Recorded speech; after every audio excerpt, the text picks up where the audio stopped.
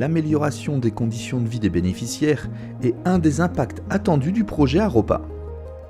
L'état nutritionnel figure en bonne place parmi les critères de conditions de vie. Dans ce sens, les activités menées dans le cadre du projet Aropa sont directement ou indirectement sensibles à la nutrition. Les productions végétales et animales de l'exploitation agricole nourrissent directement la famille et les revenus générés permettent de faire face aux périodes de soudure. Le projet intervient dans l'accès à l'eau à proximité, l'appui aux cantines scolaires par la promotion du petit élevage et des cultures maraîchères au sein des écoles, la diversification de l'alimentation grâce à la promotion de cultures maraîchères et enfin l'innovation alimentaire par l'introduction du gari dans le sud.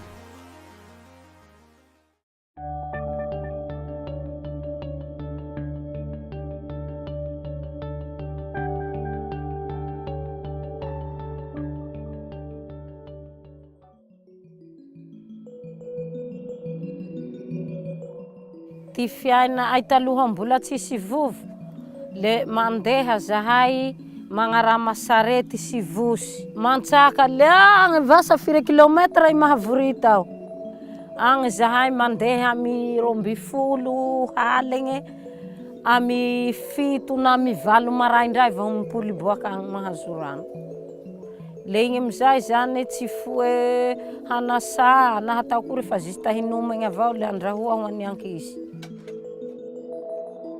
Face à ce problème, le projet Aropa, avec ses partenaires, a installé 72 points d'eau dans les zones d'intervention. Cette initiative a permis de renforcer la résilience des familles bénéficiaires face aux sécheresses récurrentes. Et actuellement, 2000 ménages ont accès à l'eau de proximité. Nefa nafanana fangataha zahay ami Aropa Spamo nomenay haliagna vovo mety nanasansy zahay efa 10 menta tsy fanahazo rano zahay nefa tany maiky toy tsisy rano. Fianakaviagna 50 zany zahay tena misitraka ty rano agnaty vovogna toy ato. Nahazo vovo amizay zahay lefa lehibe tsy mandeha mianatsy ty anahy tsy miandro isaky maraindray atoandro hariva.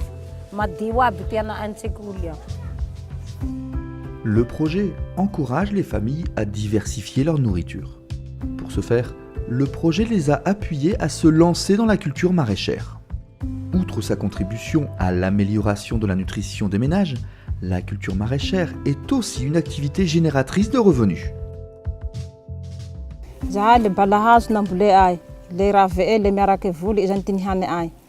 De atao katsa fotsy avao igny tsisy raha atao azy.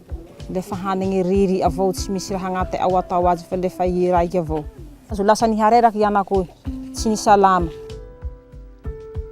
Nainay amizay nisy ny fikambagnany to amizay. Namboly courgette, petsay, tamatesy, kimalao, concombre, carotte, laisoa. Azo mitraka ay naha raha avaro ay ty lafy hany ay avaro ay ty raha hany ay ty lafy. Avidy ze raha manahiragny ty fiaignan-tegna. Mba misy traka tegna mba misy lio ty amizay anako lasa niova ty sandry.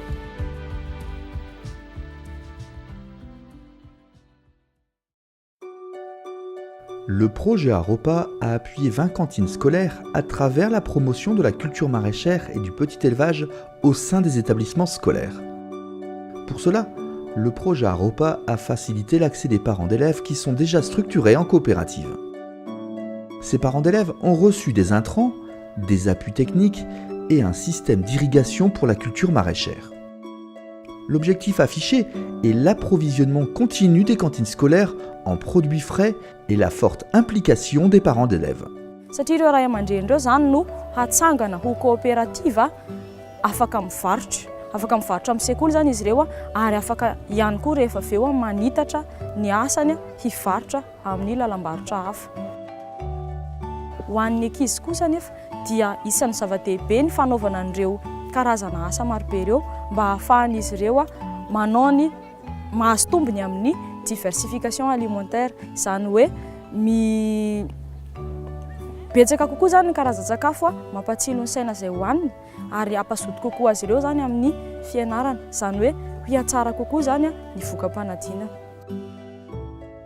Niova tsara satria ny mpampianatra sy ny direktrisy sy ny ray aman-dreny mamboly tsara dia niova tsara tena matsilo be. Ty voly ata eto zany lembe traka avao hoe crozety, petsay, salady, karoty, baranjely, le poivron, le agnambe, le tomaty. Zao. Le am'le zanakazo moa moringa miaraka amin'ny papay, le coco. Mbo zay telo zay eto le manga. Ny tombotsoa apikambagna amin'ty voly traka toy zany, le hita ay fa miroborobo traka ao mety hahavita zay mba ilà ay. Manao izay amin'ny tiana ay mianatsato. Tsy maintsy mba hahazo isolosolo. Le fa faly zay fa tombotsoa ay ty sakafo tiana ay hilamigny soa.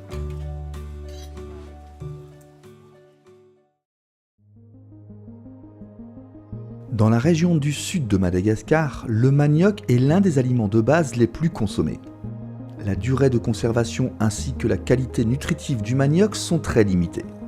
C'est pour ces raisons que le projet Aropa, en partenariat avec le PAM, a mis en place 19 unités de transformation de manioc frais en semoule prêtes à être consommées, que l'on appelle gari. À part sa valeur nutritive élevée, le gari peut être stocké pendant 2 ans. Le gari permet aussi aux familles bénéficiaires du projet de faire face aux longues périodes de soudure et de réduire l'insécurité alimentaire de leur localité.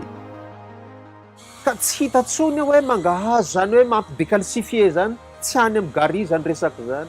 Mangahazo mangidy, tsy any tsony, tsy hita tsony any amin'ny gari zany zavatra zany. Ary na ny hoe taharo ao anatiny, dia efa misy fiovana ny taharo, ny endrik'ilay taharo ao anatiny. Indrindra moa ho an'ny faritra atsimo raha ny fanjifana ny gari mazava ho azy satria ny mangahazo dia mahatanty haitany. Dia tena hoe raha ny atao misary tena ho afaka zasa amin'ny lazana zany hoe fa noho ny fisian'ny gari zany dia karazana raha misy avantage satria ny gari zany misy azo tahirizina mandritra 2 taona na 3 taona io dia tsy simba zany le mangahazo. Faharoa zany tena matanjaka be zany le gari. Hoe ohariko hoe olo fianakaviagna 5 an-trano zany dia mahandro gari rokapoka fotsiny dia mahatsiaro voky. Les familles ont donc bénéficié de formations sur différentes recettes à base de gari. Et c'est ce qui leur permet d'adopter de nouvelles habitudes alimentaires. Taza zany ty nagnome formation anay. Ty formation nata ay zany o gari io azo amboaragna zavatra maro. Atao sakafo io. Atao sakafo maiky io. Le atao gâteau, atao biscuit, le atao mofo. Ahandroagna laoky hafa koa laoky azy. Ndra ihy tsy mihinagna hatra-parapahavy hariva le matanjaka avao ty tro. Fa na fa ndaty maro zahay mahandro azy, ndaty 3 kapoaka avao, zahay 7 amananaka. Lembe hana ay jusque maraindray gari. À part ces activités, le projet a aussi appuyé la riziculture, la culture d'arachide, de pommes de terre, la filière maïs, la pisciculture, le petit élevage et l'arboriculture fruitière dans ces régions d'intervention. Toutes ces activités sont à des fins nutritionnelles et génératrices de revenus pour les ménages tout au long de l'année. Pour la pisciculture, le projet Aropa a promu le développement de la filière piscicole dans les zones où les conditions climatiques et la disponibilité en eau sont favorables. Ainsi, les ménages peuvent vendre et consommer des poissons. Le raha taloha zany dia fa ny voanjobory sy ny tsaramaso ihany dia mangahazo, ny vomanga, zany ny sakafo, zay zany tianay ao atsaraina bebe kokoa. Dia aleontsika miompy trondro. To tsara amin'ny fahasalamana misy raha ny trondro ny teneniny. Izy ange raha dinihana mahasalama kokoa ny trondro noho ny hena aza. Dia aleo mba hitady hevitra isika hiompy trondro. Hanatsarana ny farim-piainana indrindra. Zany hoe tanjona voalohany zany atao sakafo a tsara ty amin'ny taona ho avy nataka an'izany mety ho foana misy le tsy fahampisakafo amin'le vanim-taona maitso ahatra sady misakafo no mivarotra.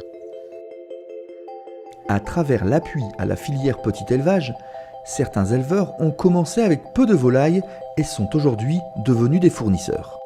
Ils peuvent à la fois générer des revenus et amener des protéines dans leur alimentation familiale. Fa tamin'ny 2016 io efa nitakatra tagny amin'ny 9 eo koa. Fa niezaka koa zay nampagnotro kanakana. Isa tapa-bolana zay mamokatra todi-kana 700 ampizato. Tanao anatin'ny volany ray zany 20 atody. De regny avidy regny atodi-kana regny entina agny osy ny akoho koa zao de anay moa mianakavy mba tsy mizaly amin'ny sakafo mihinana rehefa tonga ny fety. Grâce à toutes ces approches, le projet Aropa a contribué à l'amélioration de l'état nutritionnel des ménages bénéficiaires en leur donnant les moyens de diversifier leur alimentation, mais aussi à multiplier les activités génératrices de revenus des familles. Tout cela a eu un impact important sur leurs conditions de vie.